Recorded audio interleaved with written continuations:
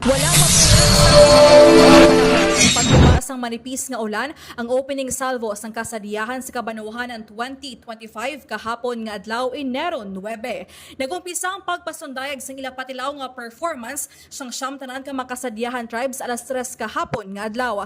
Ginpasiraduhan naman sa trapiko ang mayor nga danon sa Iloilo City ilabi na sa Molilone, Snart kag J. Ambasa. Kasubong sang kinaandan nagdagsa ang madamo nga tawo sa syudad agud maglantaw sa opening salvo sa Kasadyahan sa Kabanwahanan. Ang siyam ka mga tribo ang nagpaindis-indis sa Kasadyahan sa Kabanwahanan 2025 amo ang Banaag Festival sang Anilaw, Kaeng Festival sang Leon, Tawili Festival sang San Rafael, Hinogyo Sugidadunay Festival sang Kalinog, Tinuong Festival sang Kabatuan, Cry of Hilicon Festival sang New Lucena, Tangyan Festival sang Igbaras, Hawas Festival sang Dumangas kag Tultugan Festival sa Banwas sang Maasina. Samtang lauman naman buwas nga adlaw ang opening salvo para sa tinagyang highlights 2025 nga hiwaton sa Enero 26.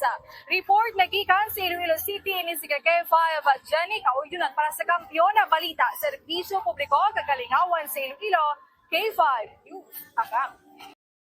Ang ining balita ang ginadulong sa inyo sang DTX Coffee Mix. Himo sa natural nga sangka pareho sang amarkuso, chia seeds, sugared cane extract powder. DTX Coffee Mix. Nakakapi ka na, naka-detox ka pa. DTX Coffee Mix. Mabakal sa mga butika.